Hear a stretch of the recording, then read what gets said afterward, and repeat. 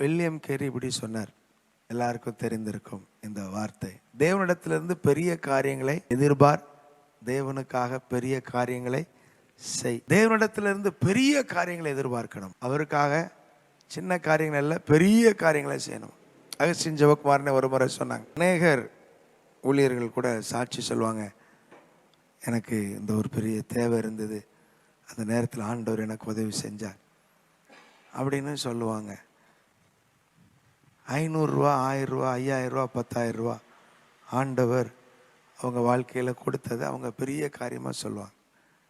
அவங்க விசுவாசம் அவ்வளோதான். அவங்க எதிர்பார்ப்பு 1000 ரூபாய்க்கு 5000 ரூபாய்க்கு தான் ஆண்டவரை அவங்க நம்பினாங்க. நானும் அப்படி தான் இருந்தேன்.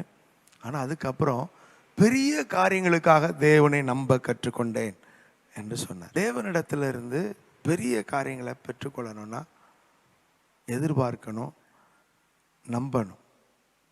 லியோனார்டோ ரேவன்ஹில் இப்படி சொல்றாரு, ஏன் ஆண்டவர் பெரிய காரியங்களை செய்யறதில்லை?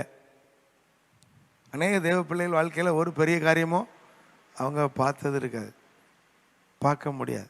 ஏன் அப்படின்னா அவங்க தங்கள் வாழ்க்கையில் பெரிய காரியங்களை எதிர்பார்த்ததே கிடையாது. அநேக கர்த்தருடைய பிள்ளைகள் அப்படி தான் இருக்காங்க.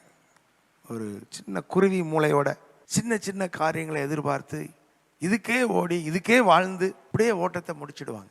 கர்த்தர் சொல்றாரு, என்னை நோக்கி கூப்பிடு, அறிய மாட்ட, உனக்கு எட்டவே எட்டாது, அப்படிப்பட்ட பெரிய காரியங்களை உனக்கு அறிவிப்பேன். ஆண்டவர் உங்க வாழ்க்கையில உங்க புத்திக்கு எட்டாத காரியங்கள் எல்லாம் அறிவிப்பார். முதல்ல அவர் அறிவிப்பார்.